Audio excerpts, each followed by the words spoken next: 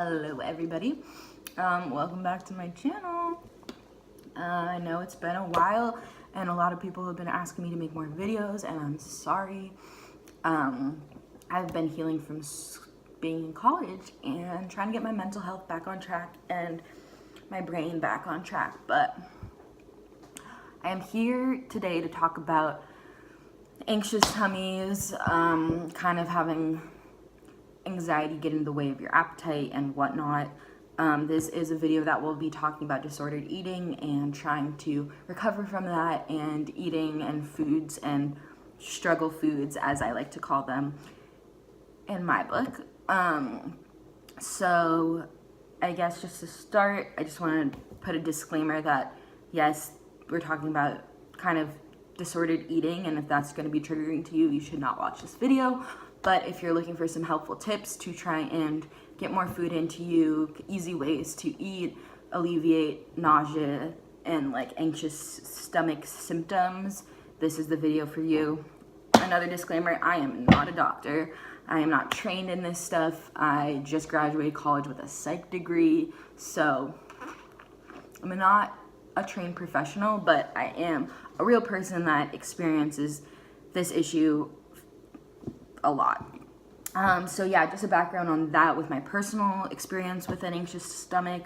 My freshman year of college, I didn't really recognize it. It was just hard. I guess I didn't eat as much as I should have. I really did not recognize that I wasn't eating enough. And I resulted in losing 20 pounds. I'm at the lower part of my weight. Like, everyone has a weight threshold. It's about 10 pounds. So personally, I'm like 125 to 135. And at that point, I was at 100-ish pounds and less, and was hospitalized and all that. And it took all of that to make me realize that I had an issue. And yeah, so this issue is really perpetuated for me through school and stress.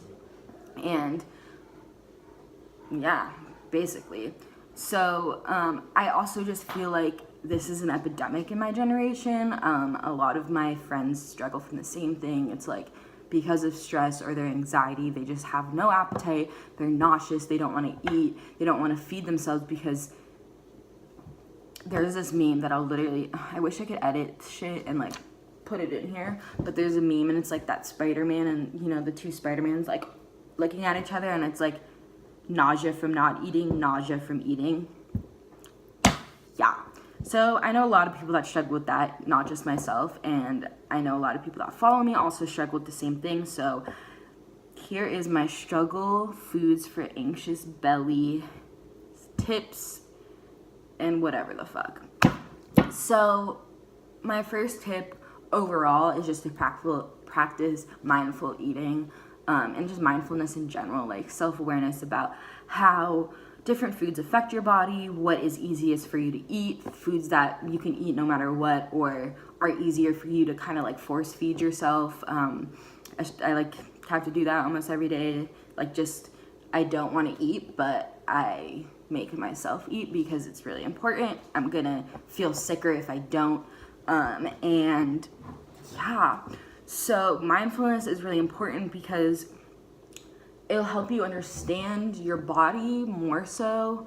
I also just recorded this video and then my phone glitched, and like, so I hope I get everything covered. But yeah, so if you don't know a lot about the science of the stomach, you should definitely research it. We all have a microbiome, and the foods we eat will affect the bacteria in our microbiome, and basically it's hard to fix, but you can fix it. And yeah, and I'm at a place right now where having years of IBS, migraines, every stomach problem ever, or getting every stomach flu ever, and like throwing up so much, my stomach is in a really bad place, and I'm hoping to go back to some doctors and like figure that out. But I know not everyone has the access, so I'm also going to be sharing that information that I get from there. But it's also important to realize that these are all like individual things, and like while we may all struggle from this similar issue or the same issue, everyone's body is different and how we react to different foods is different. Like personally, I cannot digest gluten. I don't have celiac, which is the autoimmune disease, which makes you literally like allergic to gluten.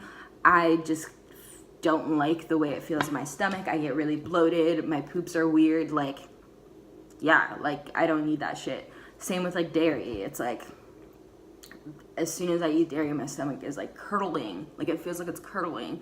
And then that same shit comes out my ass.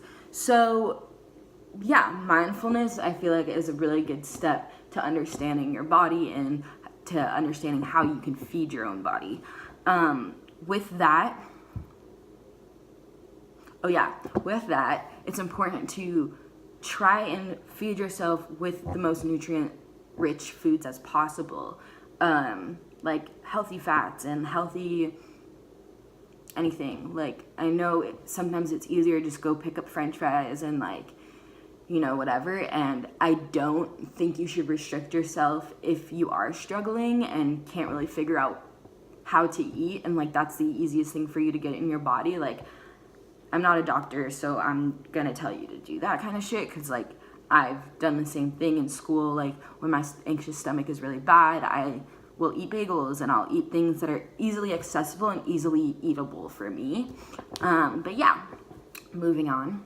My other major tip is to always have snacks with you. That's something that's like helped me to make sure I'm getting like little foods in. But especially like I said, I'd go to school and I'd be really anxious all day and my appetite would be lacking and they don't have necessarily the foods that I can digest myself there, especially in like just the little stores and whatever.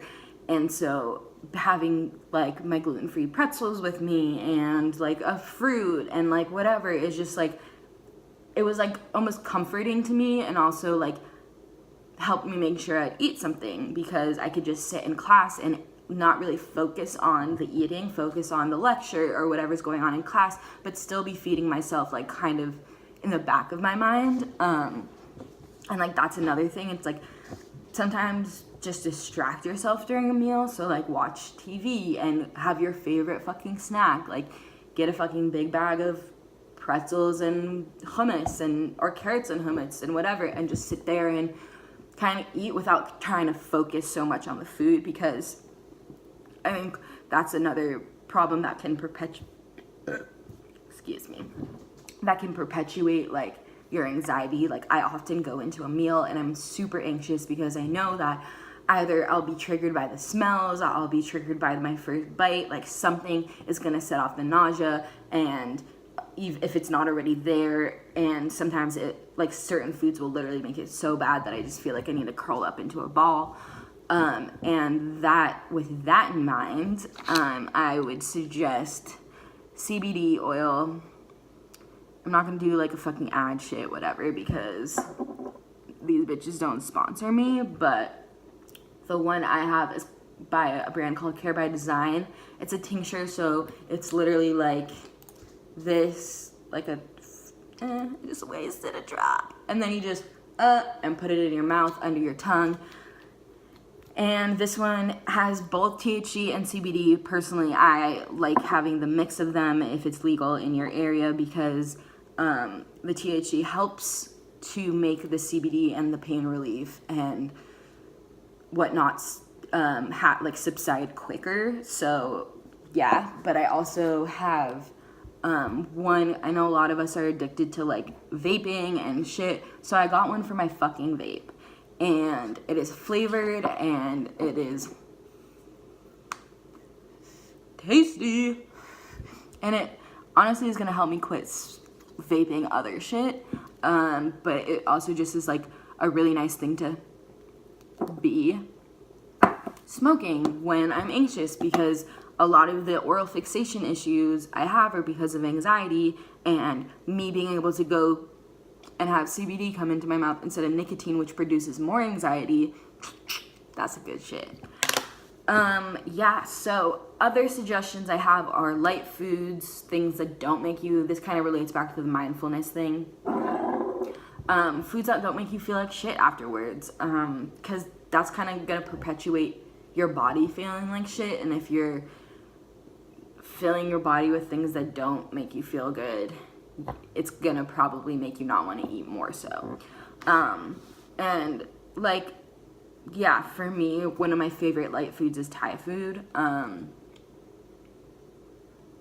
Like, I never get sick from Thai food, even if it's spicy. Like, it's mostly rice, like rice noodles and whatever, and like rice and like just light things that don't weigh your stomach down and make you feel like that full, that like hurts, you know?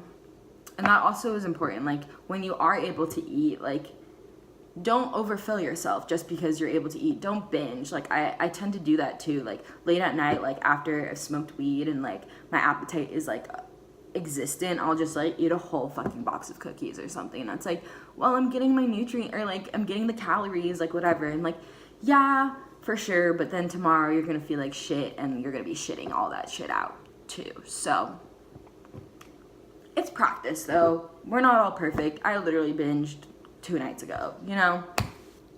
But it's the effort that counts, and trying that counts. Yeah. My last little tip revolves around like things that are easily digestible, or like easy. I'm just speaking on sex. Basically, meal replacements and smoothies, or like these little pouchy things. Cause like, this is fruit. This is fucking chia. Like, these are good for you. I hope. And they're so fucking easy to eat. I can literally drive and eat this. I just suck it up, not really think about it, and have some real good nutrients inside of me. Meal replacements also, I use Soylent. These don't necessarily taste the best. I mean, there's a bunch of different flavors, and like I don't hate them, but they're definitely like so easy to drink and digest, and like have so many fucking vitamins and shit in them, and it's just like an easy thing to get stuff in your system. Okay, I'll give you attention, chill out. Yeah, I'm sorry this was a very scattered video. If I didn't say smoothies, also smoothies. But I did just record this and then it got fucked up, so I feel like I'm not sure what I did say or didn't say, but I just hope you all figure out how to deal with this anxious stomach, and I hope my tips help in some way. I guess I will just do a little overview just in case I missed anything. I said mindfulness is the most important thing, I think, to remember and practice when you have an anxious stomach and stomach problems generally. Snacks, always carry around your snacks. Try foods that don't hurt your stomach. Smoothies, meal replacements, these kinds of things that are just easy to fucking eat real quick or whatever. And then CBD. I'm gonna go back on the CBD thing though, because CBD has helped me so fucking much with my stomach. I smoked weed a lot and used that like when I first lost a lot of weight and to gain weight back.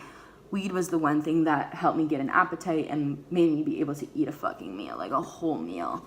But I don't like to be dependent on something that is psychoactive, because then I will have to be that way all day, and that's not necessarily how I want to live my life. I love smoking weed, but like, I should not be high all the time, especially if it's my stomach that's making me want to smoke. And you can also get CBD like flower, so you can smoke that, and it doesn't have psychoactive effects, I'm pretty sure, because it's just CBD. But yeah, if I am nauseous before a meal, I will have some of this. If I am nauseous during a meal, I'll have some of it. If my stomach is just feeling uneasy, like, this really calms my stomach down, and I'm like really thankful that I found this and have been able to use it. Just do that, but it's backwards, so fuck it. Yeah, so these are tinctures, and I promise I'll start making more videos soon. Thank you for all the support, and I really hope that everyone is doing good. Also, if I become famous on YouTube, I want all my fans to be called farts. So if you're into that, you're a part of the fart gang.